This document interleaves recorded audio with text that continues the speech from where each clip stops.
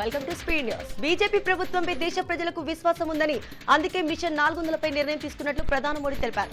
రాజకీయ సుస్థిరత, ఓటు బలం ఎంత అవసరమో ప్రజలకు గ్రహించారని అన్నారు. అభివృద్ధి చెందిన భారతదేశం అంటే దేశంలోని ప్రతి మూల అభివృద్ధిలో ప్రజలు భాగస్వాములు కావాలని ప్రధాని మోడీ అన్నారు.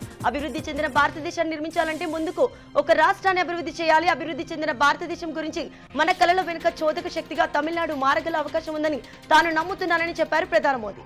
జాతీయ ప్రయోజనాల కోసం కూటమి భాగస్వాములు కలిసి పోరాడాలని కాంగ్రెస్ అధ్యక్షుడు మల్లికార్జున ఖర్గే చెప్పారు. కూటమి భాగస్వామ్య పక్షాలకు స్థానికంగా రాష్ట్ర స్థాయిలోని కొన్ని విభేదాలు ఉన్న జాతీయ ప్రయోజనాలకు పరిరక్షించే విషయంలో అన్ని పక్షాలు కలిసి ఉండాలని అన్నారు. 2024 సార్వత్రిక ఎన్నికల దేశ భవిష్యత్తును నిర్ణయిస్తారని తెలిపారు. కాంగ్రెస్ పార్టీకి చెందిన అన్ని బ్యాంకు ఖాతాలకు సంబంధించారని చెప్పారు. ప్రత్యర్థి పార్టీలకు బెదిరించడంతో పాటు కొన్ని పార్టీలను బీజేపీ పొత్తులకు తీసుకోవాలని మోదీ కేంద్ర దర్యాప్తు సంస్థలు దుర్వినియోగపరుస్తున్నారని అన్నారు. జార్ఖండ్ ముఖ్యమంత్రి హేమంత్ సోరెన్ ఇండియాలో చేరేందుకు నిరాకరించడంతో ఆయనను కటకటాల వెనక్కి నెట్టారని ఖర్గే అన్నారు. లోక్సభ ఎన్నికలకు ముందు తను 6 వాగ్దానాలకు ఆమ్ ఆద్మీ పార్టీ అధినేత ఢిల్లీ ముఖ్యమంత్రి అరవింద్ కేజ్రీవాల్ ప్రజల ముందుకొచ్చారు. ఉచిత విద్యుత్, ఉచిత వైద్యం, ఢిల్లీకి పూర్తి స్థాయి రాష్ట్ర హోదా వంటివి వీటిలో ఉన్నాయని ఢిల్లీలోని రామ్లీలా మైదానంలో జరిగిన ప్రతిపక్షాల మెగా ర్యాలీలో ఎన్నికల వాగ్దానాలతో కూడిన కేజ్రీవాల్ సందేశాన్ని ఆయన భార్య సునీత కేజ్రీవాల్ చదివి వినిపించారు.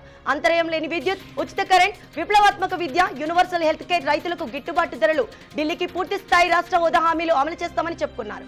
బీజేపీ 400 పార్ అంటోంది. ముందుకు 200 సీట్ల బెంచ్ మార్కును దాటాలని కమలం పార్టీకి సవాల్ చేస్తున్నారని బెంగాల్ సీఎం మమతా బెనర్జీ అన్నారు. 2021 పశ్చిమ బెంగాల్ అసెంబ్లీ ఎన్నికల్లో ఇదే బీజేపీ 200కు పై చిలుకల సీట్లు సాధించాలని లక్ష్యంగా పెట్టుకున్నారు. కానీ 77 వద్దనే ఆగిపోవాల్సి వచ్చిందని అప్పటి అనుభవాలు గుర్తు చేశారు. పశ్చిమ బెంగాల్లోని కృష్ణనగర్ నియోజకవర్గంలో పోటీ చేస్తున్న టీఎంసీ అభ్యర్థి మహువా మైత్రి కోసం ఎన్నికల ప్రచారంలో పాల్గొన్నారు. బీజేపీని జూమ్లా పార్టీ అని అంటే అబద్ధాలు చెప్పే పార్టీగా అభివర్ణించారు సీఎం మమత.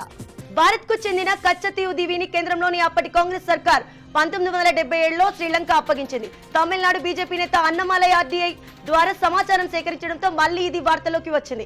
కాంగ్రెస్ నేతృత్వంలోని ఇందిరాగాంధీ ప్రభుత్వం కచ్చతీవును శ్రీలంకకు ఎలా అప్పగించిందని వార్తా కథనాలు షేర్ చేస్తున్న ప్రధాని మోదీ ఆ పార్టీ తీరుపై విమర్శలు గుప్పిస్తున్నారు.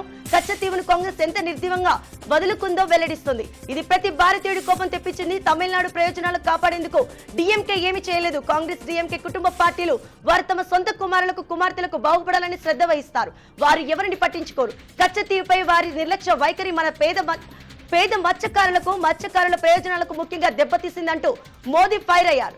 మహారాష్ట్రలోని చంద్రపూర్లో ఎన్నికల వింత వాగ్దానాలు అందరినీ ఆశ్చర్యపరుస్తూ చంద్రపూర్ లోక్సభ స్థానానికి ఆల్ ఇండియా హ్యూమనిటీ పార్టీ నుంచి ఎన్నికల బరిలో దిగిన వనితా రౌత్ తనను ఎంపీని చేస్తే రేషన్ కార్డులపై విదేశీ మద్యం అందజేస్తానని, నిరుద్యోగ యువతకు మద్యం కాంట్రాక్టులు కేటాయిస్తానని హామీనిస్తున్నారు. తనకు ఎంపీగా అవకాశం కల్పిస్తే ప్రతి గ్రామంలో బార్లను తెరుస్తానని, తనకు వచ్చే ఎంపీ నిధులతో పేదలకు ఉచితంగా మద్యం అందిస్తానని కూడా ఆమె చెప్తున్నారు. 2019లో నాగ్పూర్ లోక్సభ స్థానం నుండి ఎన్నికల్లో పోటీ చేశారు. అలాగే 2019లోనే చంద్రపూర్ జిల్లాలోని చిమురు అసెంబ్లీ నుంచి కూడా ఎన్నికల్లోకి పోటీ చేశారు. ప్రపంచ టెక్ దిగ్గజాలు Microsoft, OpenAI artificial intelligence రంగంలో మరో భారీ ముందడుగు వేయాలని నిర్ణయించుకున్నారు. ఏఐ టెక్నాలజీ వాస్తవిక సామర్థ్యాన్ని అందిపుచ్చుకునేందుకు స్టార్ గేట్ పేరుతో సుమారు కంప్యూటర్ తయారు చేయనున్నట్లు ప్రకటించారు. $100 బిలియన్ దాదాపు 8.34 లక్షల కోట్ల అంచనా వ్యయంతో ఏఐ సూపర్ కంప్యూటర్ ను 2028లో ఆవిష్కరించినట్లు తెలుస్తోంది.